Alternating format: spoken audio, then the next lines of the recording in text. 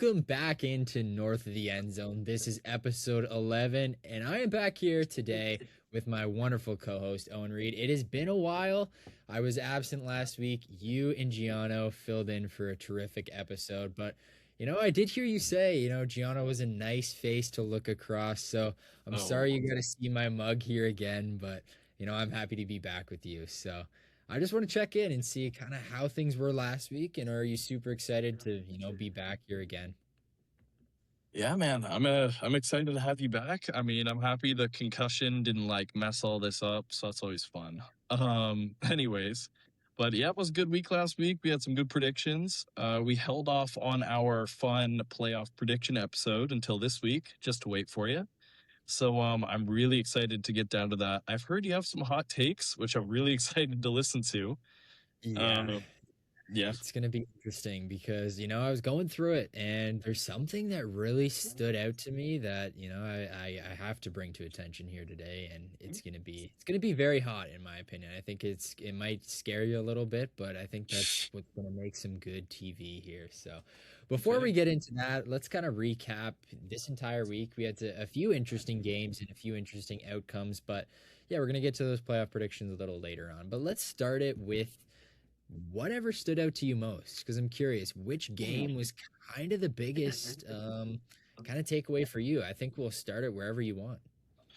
Okay. Okay, I like it. I like it. We usually go order day by day, but you know what? Yeah. I'm gonna start with the most fun match, I think. I think we can both agree on it. You watched most of it, you were saying, or you watched a good amount of it, was Yeah. Ticats and Rough Riders, man. Yeah, We had the that was return of Tre Ford in quite an interesting fashion. And it was clear to me from the kickoff, right? I mean, you can see on your face too. They just didn't prepare for him. They no. saw the Frost pocket passer presence. They played that game throughout because they didn't know Trey was coming in. And yeah, we all saw how that kind of turned out. What kind of did you see from this Rough Riders team that led to kind of Yeah. a shocking Hamilton loss or Hamilton Yeah. win? Honestly, like I think one of the biggest things for me here was Trevor Harris wasn't honestly that impressive in my opinion here today, and I don't know if that was partially because of how well I think Hamilton's defense played, especially in that fourth quarter. Like they outscored Saskatchewan 16-0 in that fourth quarter, and that was obviously the difference here. But Saskatchewan, you usually see like when they get a lead, they're not going to give that back. Like they are a good front runner team. They know how to play well in these situations, and they're a reigning champion. So for them to kind of have this situation against a Hamilton team, even though they were on the road, they're traditionally a decently good team on the road. So this was just an interesting loss to me here. But I think you kind of pointed to something very interesting there with, Harrison Frost. They were probably preparing for him. And I think Tre Ford coming in is one of the hardest quarterbacks to actually prepare for just because of the versatility that he has. So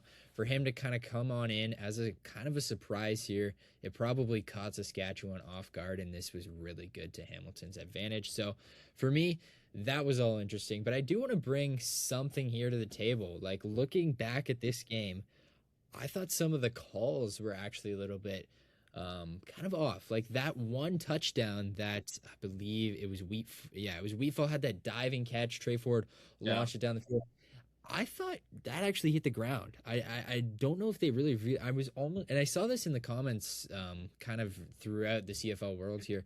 Like a lot of people thought that actually hit the ground, and I was very much in agreement with that. So, every scoring play is reviewed, and I'm just curious how far in depth they did review that. I mean, that could have really decided this game. Like one touchdown Yeah. score is the difference. So that was interesting to me. And then there was another one kind of going the opposite way where Hamilton had an interception.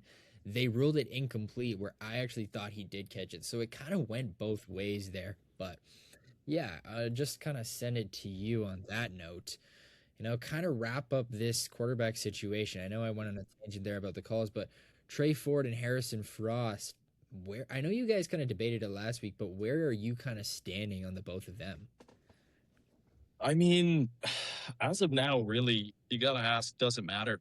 They got one guy left. I never thought it we'd be saying that, but man, Tre Ford is the guy.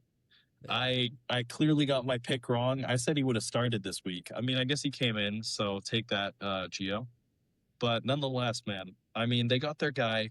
They played really well. He showed his ability to just be really, really adaptable against a really good rushing D line from the Rough Riders. They collapsed the pocket a lot. They didn't make it really easy on him. There's a reason they're sitting at the top of the. That's right. They're sitting at, or they were sitting at the top of the West, right? Yeah. Because they're so good at creating that pressure. And unfortunately, just it's a coaching. It's not a coaching error, I'd say. It was just a standstill from the Rough Riders, as well as like a inability to prepare for them. So, really, Hamilton deserved the win. They got 16 points against a really strong team. Last thing I'm going to say is Rough Riders kind of had an offensive standstill. They only converted 9 of 21 second downs. That's a big stat, especially when you're coming in late in the season. You just got to be able to close out a game, right? Yeah. I mean, I will say this, just to kind of let them off the hook a little bit. Obviously, they have their injuries with their receiving core. Like Schaefer Baker wasn't able to play again, and that goes a long way. And then you look, Star Thomas made his debut here in the rushing game, and he was all right. But again, it's kind of a tough situation there. And then you look on the other side, staying in that rushing game, I thought Roundtree was actually involved pretty nicely here. I know maybe his stat line doesn't stand out too much, but I think that's something that maybe they haven't necessarily done all season long, and they kind of incorporated that. So for Hamilton, this is a big positive, I think, in this game, and a lot to take away. I agree. But yeah, let's move forward into another game here. Let's go to BC Calgary. We started the week off with those two there. This was an interesting one again, and Calgary, another tough loss by a one-score game, and that's something I'm going to actually kind of tag a little message into later on. But Calgary, right? This is one that you don't want to lose. But BC, they're kind of seeming to find their footing again. Rourke really back here firing on all cylinders. Do you have any thoughts on BC's game here? Of course. First thing I want to say is Nathan Rourke, take a bow. I think he played incredible compared to last week. He actually had the footing to go outside the pocket, which I thought was huge for him. He didn't look as timid as he was. A lot of people coming into this year thought it was kind of around his preparations with the flag football team, because you have to be a really pocket passing quarterback when you're playing flag football, right? Yeah. So I think a lot of people were debating that if that had kind of an issue on his ability to escape the pocket or his instincts, but he proved everyone wrong. He connected really, really well with Justin McInnes. They were really, really clutch. If you're a BC fan, though, I'll just say this: you didn't have a fun game in the fourth quarter, man. If you're just giving up 2 turnovers and 2 huge penalties, right? When you have the lead in under 20 minutes, all it kind of shows me is that they're not at the point yet where they're able to feel confident in closing out games and running the clock, right? If you look at their running back situation, maybe it's kind of niche to look at, right? They just kind of... Yeah. Oh, sorry. I'll throw it over to you in like 1 sec. Oh, I mean, just for the rushing game, like I've been seeing this around a lot. Like people are loving Xander Horvath. I will say, like people are saying that he has the potential to be like an NFL guy here, and I fully agree. Like what he's done so far in his short amount of time has been pretty dominant, and I think he's absolutely got to be your number 1 guy here. I mean, you can kind of see this already. Like James Butler, 6 carries, and then he's already up to 15. So I think it's kind of a fair thing to say that he's overtaken this now and for the foreseeable future. But yeah, continue on with your point there.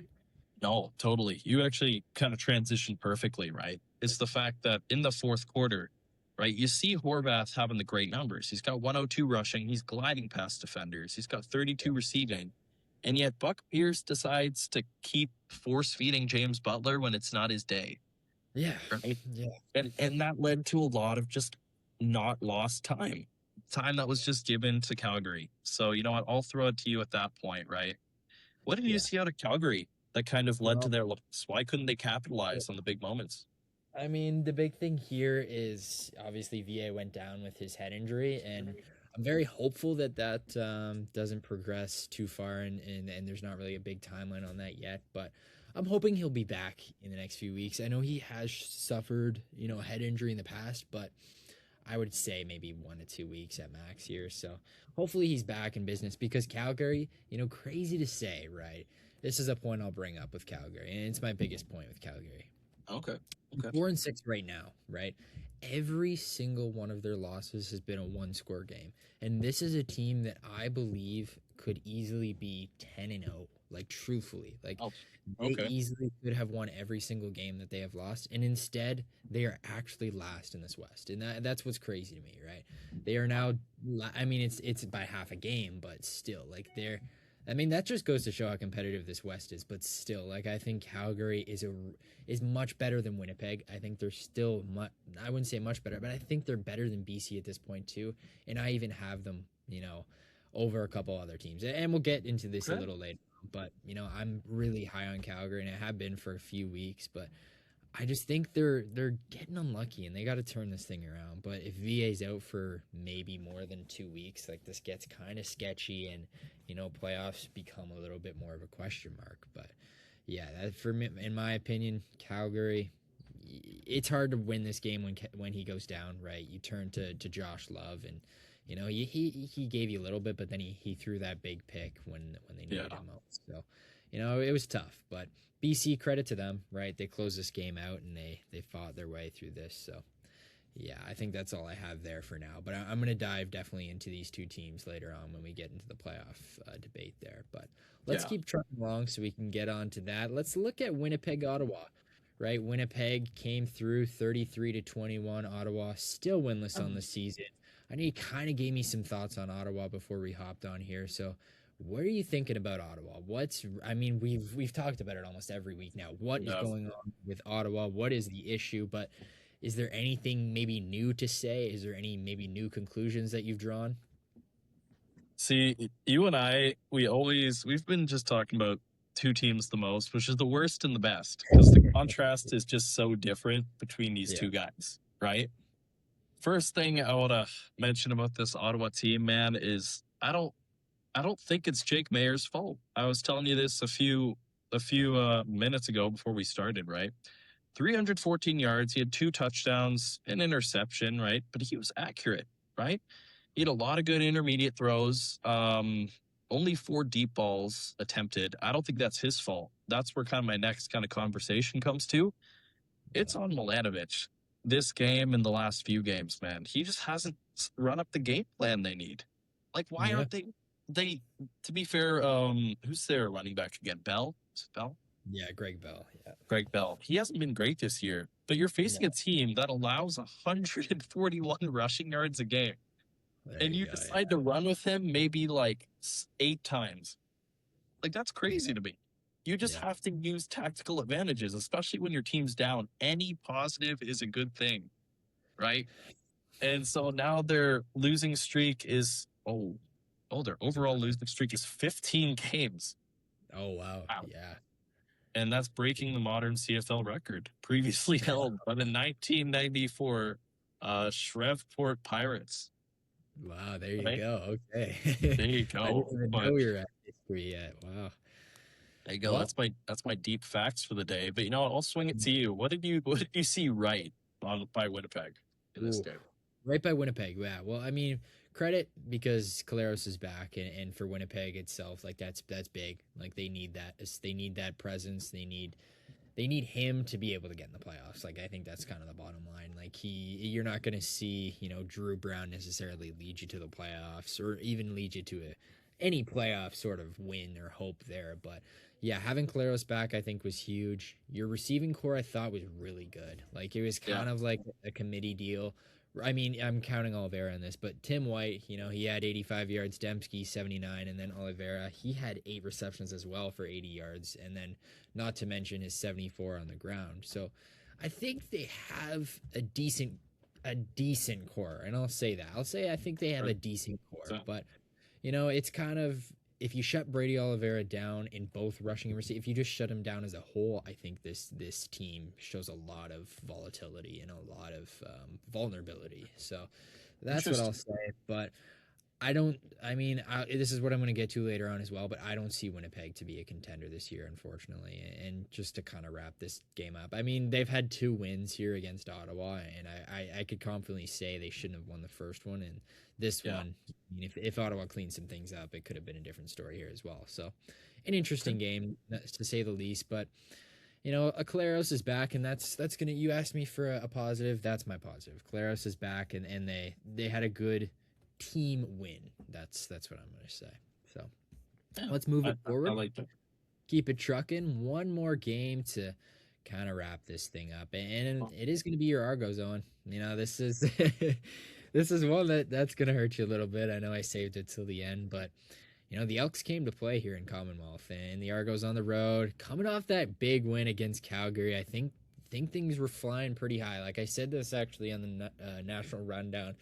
I was saying that this was the perfect. I actually said Edmonton would win by 2 scores, so this was actually perfect. Okay. Toronto, because they had such a big win against Calgary, I felt like this was a pretty good upset spot. And then because Edmonton had just lost that unfortunate one against Montreal, I knew they were going to be wanting to get back here. So this was the perfect situation for a statement win, and that's exactly what they did. So I'll ask you first, what went wrong for your Argos? Oh, I'll start it with what went right. Really, I'll keep this one brief. I couldn't even end up watching the full game. I mean, you look at the first half performance, we just looked inaccurate. I don't know what our wide receivers were doing. The miscommunication in the secondary was bad. That led to 42 points. We lost 42-12 for anyone listening. At least Edmonton won 42-12. And I don't know, man. Their run game looked good. I mean, there's not much really I could say aside from the fact that we just lost. I kind of had the thought that we'd come out swinging this week and really try and show ourselves. But, you're away at a tough stadium. So at the end of the day, Chad Kelly can't save you every time, which is what I will get to in my playoff predictions, which may also shock you. Ooh, okay, very. I'm really excited now. I think this is going to be some fun stuff. But let me just kind of wrap it up here with the Elks and big win, right? I think they needed this after that tough one against Montreal, and they did exactly that. Fajardo coming out with another 300-yard game here, and Rankin was relatively involved, but 16 carries for 47 yards. He's only averaging 2.9 per carry, which is kind of interesting. But his impact was there for sure, and he was also in the receiving. So I think honestly, as a whole, like you look at this receiving situation here, I'll just list off the yardages, but 61, 58, 55, 55, 47. Like that's a good team. It's a holistic game. Exactly. Like you have guys who are contributing, as a whole, and I love to see that. So that's just the last thing I'll mention there. But big win for Edmonton. Hopefully Toronto can get back this week, or whoever may enter their pitch. But let's get into it, man. This is what I'm here for. I'm really excited. We got some playoff predictions, and we got some mid-season winners and some losers that I got here as well. So let's start it with our East standings. How about I kind of go through my East standings? You can go through yours if you want, and then we'll go to the West. So right now, obviously as it stands, Montreal's sitting 8-1. Toronto's 4-5, Hamilton's 4-6, Ottawa's 0-9. This is how I have them finishing. I have Montreal finishing 15-3. I think they'll drop 2 more. 15. Wow. Yeah. Okay. Actually, Gianno said on the national runner, he said he has them 16-2 is his hot take. Wow. Okay. Toronto, I have them finishing 8-10. I think they will go 4-5 the rest of the way, exactly what they are now. I think they'll kind of match that, go 8-10 around the season. Finish second in the East still, which is will get them a playoff home game. So Hamilton, I think they're 4-6 right now. I think they're going to finish 6-12. I think they're only going to get 2 more wins on the season. They're going to go 2-6 the rest of the way. And then Ottawa, this is interesting. I think they are going to finish 1-17. And 1-17. Wow. Okay. I think their one and only win will actually come in the last week of the season against Hamilton, week 21. I think this will kind of just be the moment where, enough is enough, and everything kind of, all the lights turn, and it all just sets perfectly on Ottawa. They somehow get this final win, and they end the season on a high going into 2027. But that's going to be my East standings. Now I'm going to see what you have there. Okay. I have to admit, I didn't go as specific as records, but I like the record touch. I'm a big fan. All right. So the number one, I just think, you know what? I'll add some record prediction, right? 18-game season, right? Yeah. Okay. Ooh. I'm gonna say a 15-3 Montreal. Maybe a 14-4. I could see a 14-4 actually. I'll go with them. I like I it. think no one else is stopping them in first. They just keep getting better each week. Yeah, If their defense continues the trajectory they're on and they all stay healthy, then that's an easy first place team for sure. absolutely. In two, I mean, it's the bias setting in, but I think Toronto's just settling in nicely right now. Yeah. Plus, in the injured kind of bottom half, injured plus unfortunate bottom half of the East, Yeah. maybe go them with Mike too. I'm going to say they rack up a good 12-6, maybe. Okay. Maybe, Wow. maybe third. That's pretty confident, actually. I got maybe 10-12, somewhere in between there. Good That wins. would be like an 8-1 finish to the season. I Wow. know. I'm being hopeful there a little bit. I like it. But nonetheless, Hamilton, you're in third. I don't care to do the math with you because I don't think Tre Ford's gonna Yeah. do too great over the next few games. I think they caught him by surprise, and that was his element that gave them the big win. But I think teams will be able to adapt from him, so he's gonna go down the ranks a little bit. Yeah. And then in my fourth spot, I'm gonna keep it the same. It's Ottawa. I'm gonna say they actually rack up 3 wins. Ooh, okay. I think they get 3. I picture it. I think it's not this week, next week against BC. And then I think there's one against the Argos the week after that. And then I like the last game of the season prediction. Yeah. That's cool. I like they have 2 more against Hamilton. I think there's no way that they don't steal one of those. It just feels right. Oh, interesting. But I think it'll be the last game. But I wouldn't be surprised if it's the first one, but we'll see. But I like that. 3 wins. I would love to see that for Ottawa. I mean, it's kind of you kind of want Ottawa to win at this point, right? You just kind of want something to happen. You just feel bad. I feel bad. Yeah, there you go. Exactly. Anyways, I'm so curious to see your hot takes in the West. You've been like soft launching what you think about Winnipeg and Calgary. So I'm very curious to see where the top 5 go. Yeah, this is really interesting, and oh my goodness.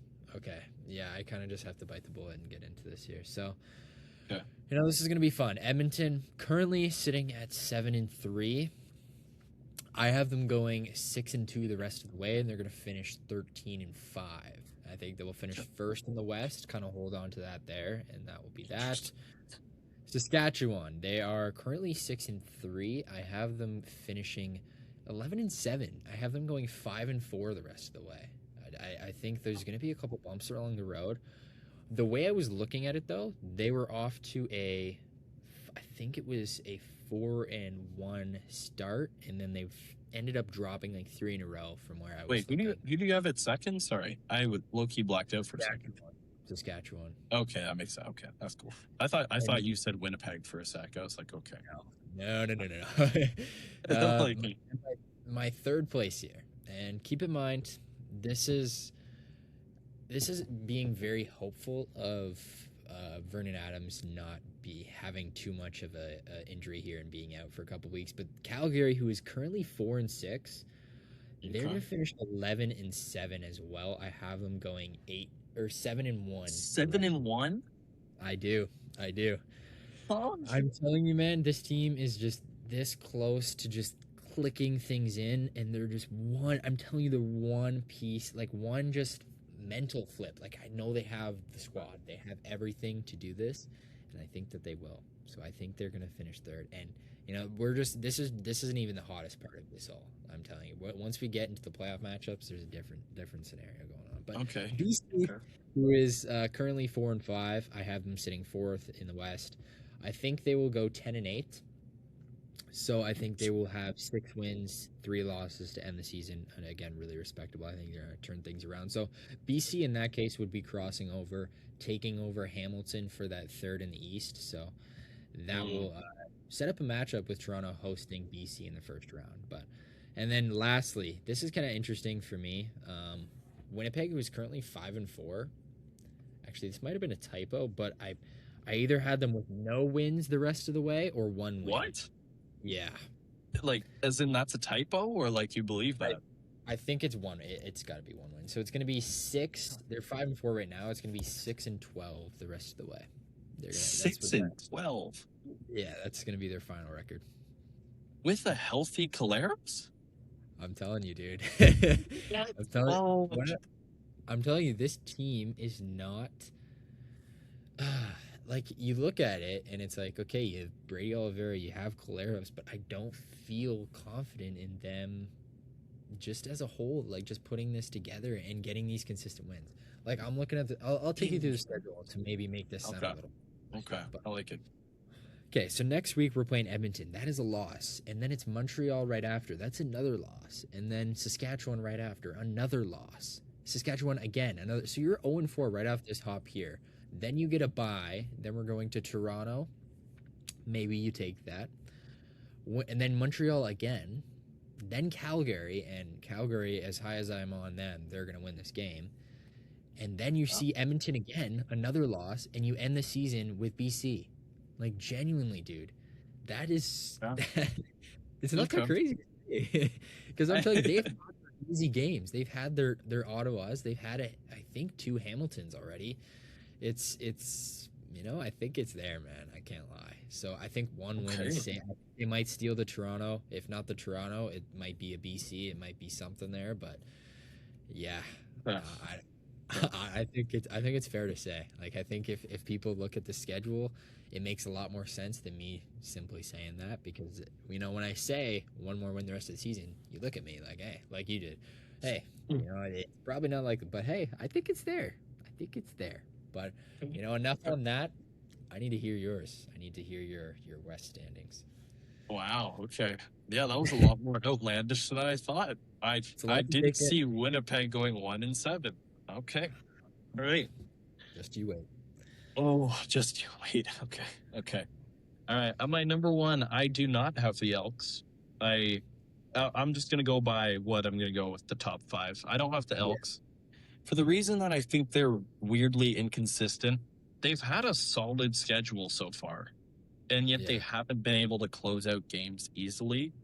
So that kind of worries me. I think Edmonton will stick at the 2. I think it's a nice battle between Edmonton Rough Riders. Right. I do have Rough Riders at the 1, just because I think Trevor Harris, stud. That's really all I gotta say there. So I got Saskatchewan at my 1.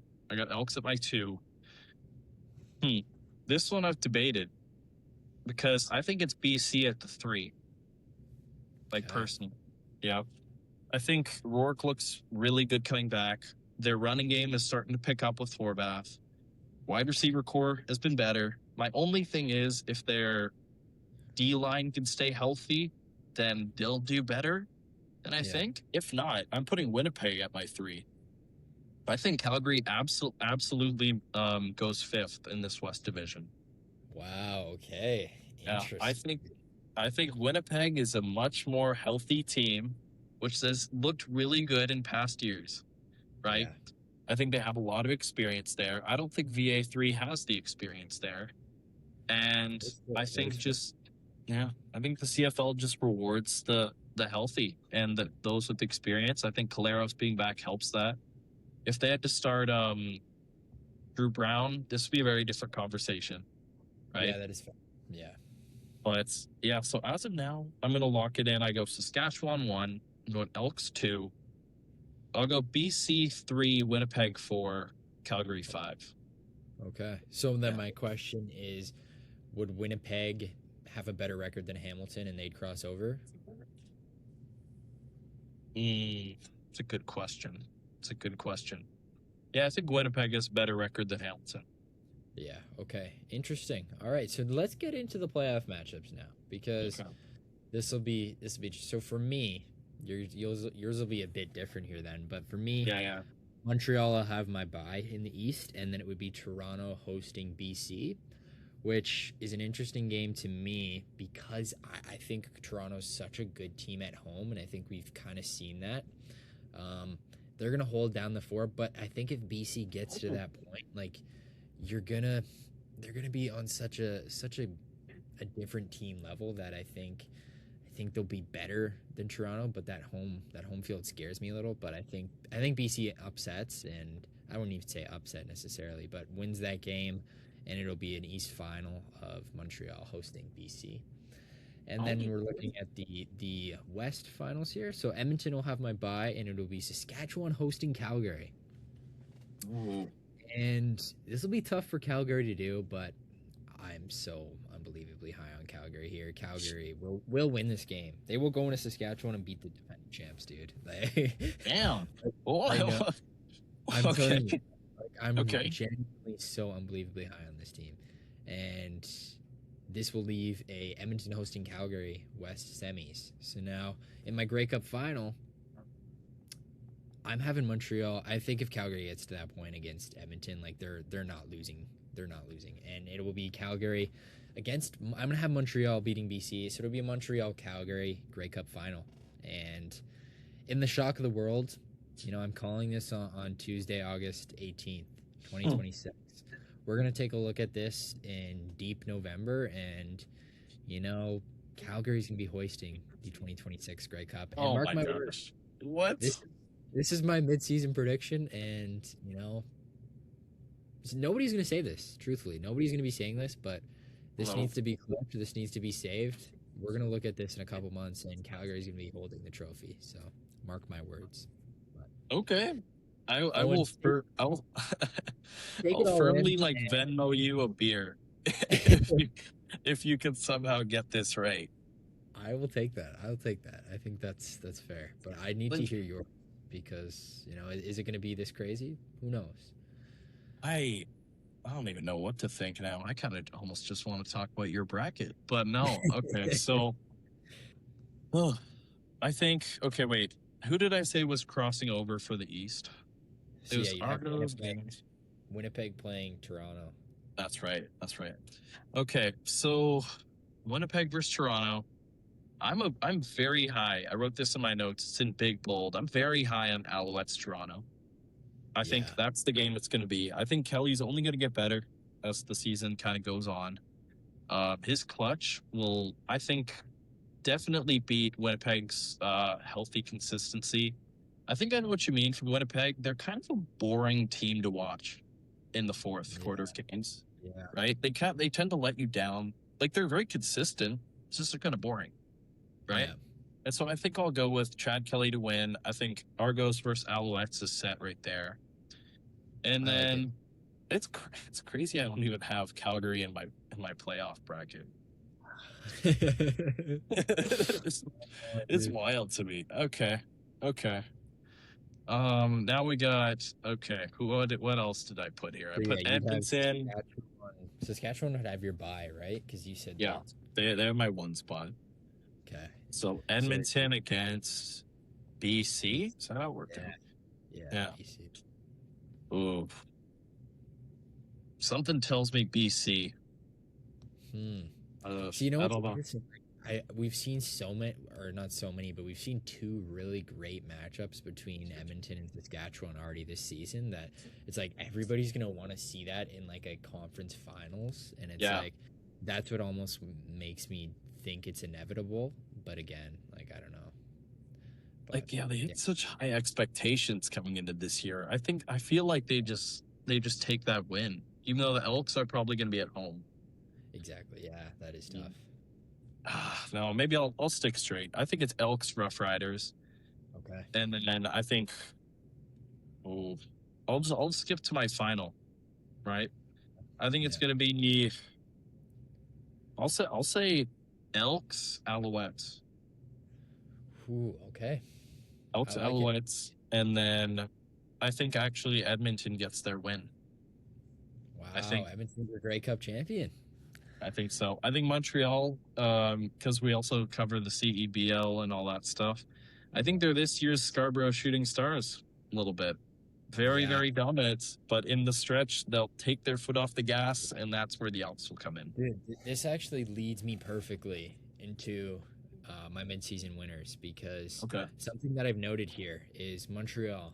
They're in the perfect position, right, to cruise to a first-round bye, right? Yeah. And they'll get their way with ease. I think it's already pretty much wrapped up with ease into the East final, and they're going to be hosting that game. And I think this is what could almost be, as much as that's a win for them, I think it's what could almost be their eventual downfall is that it's been such a cruise and it's been such kind of like it'll be an easy path that they're going to get to that game. And I think it could be, a brick wall and just something kind of goes wrong everything kind of closes in on them because they're just might get a little too relaxed. But Yeah. that's the biggest thing I think that will be for them is if you can stay ready and stay confident in what you have. So that is just something I noted there. But again, my actual other midseason winner is the Elks. So I'll kind of tie this back into your winner there. Like the Elks, would you have even expected to be first in the West, halfway through the season? I don't think so. I don't think anybody would have expected that, right? Even Giano, the big Elks guy, I don't think he was thinking that they would be this good already, right? So I think that's just a win you got to take there in itself. But I think Edmonton can hopefully, go far and, like you said, maybe win this Grey Cup this year. So that'll be interesting for me. But do you have any mid-season winners, whether that be a team, whether that be a specific player or anything, perhaps? Okay. You know what? Mid-season winners, I'm gonna go. I like BC. I like BC. They've rebounded a lot. Like they Yeah. started off really rough coaching, like a really rough scheme going out there. Their defense has gone up a lot. They're still Yeah. not great at defense, but they've gotten healthier. They've gotten better, Yeah. right? I think Well, that's a good. to go like back, like what? I think it was 2 weeks ago when they were 2-5. Yeah, And now you look at yourself, or actually, was it 2-5? It might have been. I think so. Yeah, I think they won the last two games. But yeah, they've turned this in completely around, and you have to kind of look at that and be happy with where you are. Although you had all those preseason expectations, you've now really kind of wrapped this all in and faced the adversity, and you're still basically 500. So you got to be really happy with where you are right now. I think that's a perfect midseason winner. Yeah, Absolutely. I think you summed it up perfectly too. Funny enough, I just looked. They're 3 straight. 3 straight. Yeah, that's what I was thinking. So they were 1-5, right? Yeah, Yeah. that's Wow. right. And so you've seen them establish a good run game. You've seen their wide receiver core establish a little bit more chemistry. And yeah, I think they're just great midseason winner right there. And then midseason loser. The easy one to say is Hamilton and Ottawa. Because they've just been unfortunate. They've just been well, Hamilton's just been unlucky. But you know what? I'm actually going to give you a player for my midseason loser. Ooh, I like it. What do you know about Hamilton's Kenny Lawler? Oh yeah, He is, dude. yeah. I think he's this season's midseason loser. Hasn't had a quarterback who's thrown to him consistently. He's a league leading talent in potential, right? It's just, man, you can't have a quarterback that throws the deep ball to him well. He has great hands. He's caught whatever's thrown at him. But, of course, Tre Ford is so inconsistent. Harris is gone. Frost is new. He's just in an unfortunate spot, and that's my loser. Yeah, I think that's perfect. Like you put him on any, contending, even any, you could almost say any other team right outside of Ottawa here, and he's in a great position to, make a really big impact with any of those quarterbacks, in my opinion, right? So yeah, that's just really unfortunate with this situation. But I mean, obviously he wouldn't have expected that. He thought he would have been in a prime position with Bo Levi at the start of the season, right? So yeah, that's tough for him. But I think you've hit that perfectly. Like he's definitely a midseason loser so far. I'll take it away with one of mine. Actually, I think Calgary, is a midseason loser in my opinion, because this team, genuinely should be, or not should be, but could be an undefeated team or like a 9-1, 8-2 team because of these losses, and they've really shot themselves in the foot by doing that. And I think they've played some really good football at times, and it's just it doesn't show in the record. So I think, in my opinion, that's a big midseason loser. And then the only other one I really have here is I have the Argos, just for a situation of something that's kind of out of their control, I think, just because of those missed home games that they had. I think that kind of put them in such a tough position. We've seen how effective they are with that crowd, and I think if they had some home games earlier in this first half of the season, I think they might be in a different situation record-wise. But yeah, I think that's just what I think there. But I think that could benefit them, in this second half of the season with having more home games. So that's just kind of what I got there. But I like it. Yeah. Any other points you got here for winners, losers? Any other thoughts, reactions? Ooh, I like the midseason losers from you. I mean, unfortunately Calgary is the midseason loser like today or what's for this week because VA3. I don't know if they've announced if he's fine. I took a look. I didn't see any timeline yet. Yeah, but Dedrick and him both don't have a timeline. Right, that's two big pieces. The league's leading rusher and one of their most dynamic passers. Yeah. So they're definitely losers. But I like your point about Toronto with the World Cup. I think it was the first thing we ever talked about on the podcast. Yeah. Was their kind of World Cup home struggles.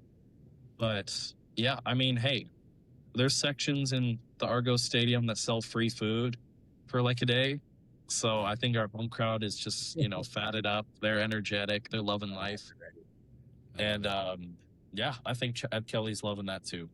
So I'd love to see if Argos Alouettes play, how we perform. Even though we won't be at home, we got Chad Kelly energized. So.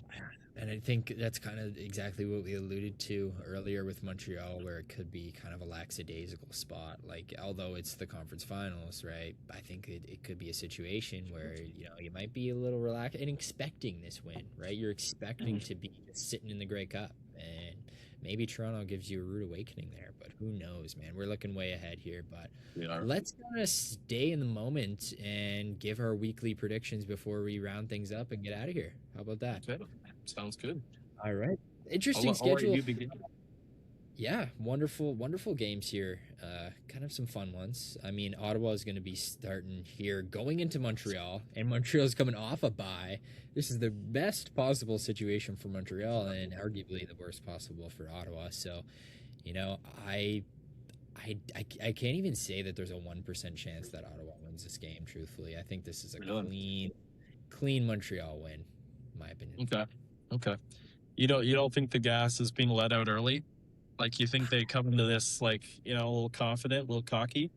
Yeah, I mean, that could be kind of something like I just said there. It's a little relaxed spot, but who knows? I mean, I think this should be wrapped up. Like, this would be the worst loss of the season. Loss of the season by far. It would. Yeah, I think we got to go Montreal. And then, I mean, let's turn it into Friday. Winnipeg going into Edmonton. Tough one. Interesting one. I'm staying with the Elks. I mean, obviously with my Winnipeg prediction, I don't have them winning many games, and I don't think this will be one of them. So I think Edmonton will definitely defend their home field once again, especially coming off that big Toronto win. I think they'll be feeling it. They don't have to travel. They get to stay here, and I think this will be a fun one. Fun, good win for Edmonton. Okay. I love an Oliveira Rankin matchup. That's gonna be fun. It's gonna be a lot of fun. Yeah, that will be fun. Yeah, that's a great point. Yeah, but man, Oliveira's been a little bit cold, so I'm gonna go with Edmonton. Yeah. Okay. I think we're both the same picks. Yeah. Let's turn it into Saturday. Ooh, Hamilton going into Toronto. I think this actually is the perfect situation. Something that I alluded to with the Edmonton Toronto game from last week. Hamilton, big win. This is a letdown spot. Toronto, big loss. Time to kind of get things together at home. I think this is a double-digit win for Toronto. I'm calling it. Ooh, okay, double-digit. I like it. Yeah. I was gonna say this comes down to the wire. Tre Ford in Toronto. I think the one time I went to like an in-person Argos game, he was there. He ripped us apart, which was fun. Ooh. And so, if I remember that right, but yeah, I gotta go Argos at home. That's just fun. Yeah, I gotta go with Argos at home. Like it. And then final game. Let's see if we stay on the same page. This one's interesting. Saskatchewan at BC. We're looking at that revenge game once again from the conference finals last year. We saw it at the start of the season. You know, BC wasn't able to get ahead, but now they're at home, and I like BC. Actually, no. I'm going back. Saskatchewan, off that loss last week, I think they have to bounce back here. So Okay. yeah, I will mention this is what I was looking at before I came on. So they play again in about a month's time. I think this is where BC would win that game. But I think in this spot, I think this is Saskatchewan. Wow. Okay. So you think they take alternating away losses? Yeah. Or away wins. Yeah. Exactly. Actually, I think that game. No, that game's going to be in BC as well. Because then they'll. Oh, they're both BC. Oh shoot. Okay. Yeah. BC are so hot right now, but if I've been looking back on the season, right, Saskatchewan has bounced back so well from losses, right? Yeah. Like they've done so well to bounce back in losses where they've been really close. Look at what happened with the Elks game, right? Exactly. Back in the day, they played so well after. Yeah. So they adjust really well. I think we're going 4 for 4. I think Saskatchewan's got it. They're the underdogs according to bet, whatever the betting odds are. But yeah, Wow. I think Wait, we're 4 for 4. the underdogs? Yeah. Yeah, interesting. I could BC see at home. that, but based on like really recency bias, but I think the Saskatchewan's got to win that. I think they do. I think they just need it more. Yeah. Exactly. I'm glad we're on the same page. I don't know if we had a 4 for 4 week yet. I don't know. I think we had one. We had one. Okay, yeah. This should be fun.